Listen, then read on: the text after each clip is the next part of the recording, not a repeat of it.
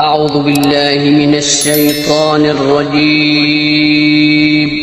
پناہ مانگتا ہوں میں اللہ کی شیطان مردود سے۔ بسم اللہ الرحمن الرحیم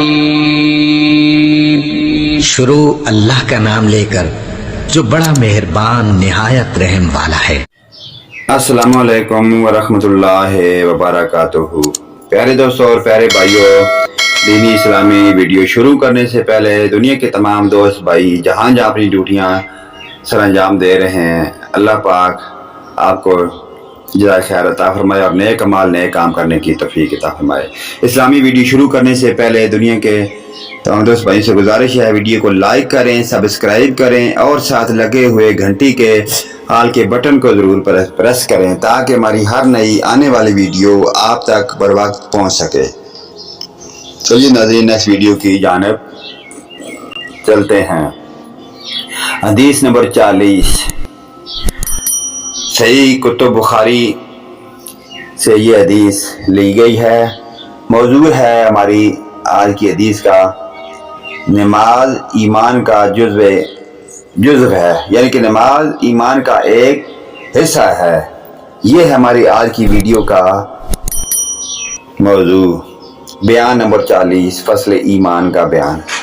ہم سے عمر بن خالد نے بیان کیا، انہوں نے کہا کہ ہم سے زہیر نے بیان کیا، انہوں نے کہا کہ ہم سے ابو اسحاق نے بیان کیا، ان کو برہا بن عازب رضی اللہ عنہ نے خبر دی کہ رسول پاک صلی اللہ علیہ وآلہ وسلم جب مدینہ تشریف لائے تو پہلے اپنی نانہال میں اترے جو انصار تھے، اور وہاں آپ صلی اللہ علیہ وسلم نے 16 یا 17 ماہ بیت المقدس کی طرف منہ کر کے نماز پڑھی، اور آپ صلی اللہ علیہ وآلہ وسلم کی خواہش تھی کہ آپ صلی اللہ علیہ وسلم کا قبلہ بیت اللہ کی طرف ہو۔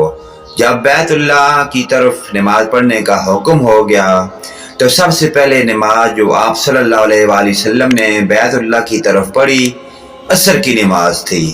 وہاں آپ صلی اللہ علیہ وآلہ وسلم کے ساتھ لوگوں نے بھی نماز پڑھی۔ پھر آپ کے ساتھ نماز پڑھنے والوں میں سے ایک آدمی نکلا اور اس کا مسجد بنی حارثہ کی طرف گزر ہوا تو وہ لوگ رکوع میں تھے۔ وہ بولا کہ میں اللہ کی گواہی دیتا ہوں کہ میں نے رسول پاک صلی اللہ علیہ وآلہ وسلم کے ساتھ مکہ کی طرف منہ کر کے نماز پڑھی ہے۔ یہ سن کر وہ لوگ اسی حالت میں بیت اللہ کی طرف گھوم گئے، اور جب پاک صلی اللہ علیہ وآلہ وسلم بیت المقدس کی طرف منہ کر کے نماز پڑھا کرتے تھے یہود اور عیسائی خوش ہوتے تھے، مگر جب آپ صلی اللہ علیہ وآلہ وسلم نے بیت اللہ کی طرف منہ پھیر لیا تو انہیں یہ امر ناگوار گزرا۔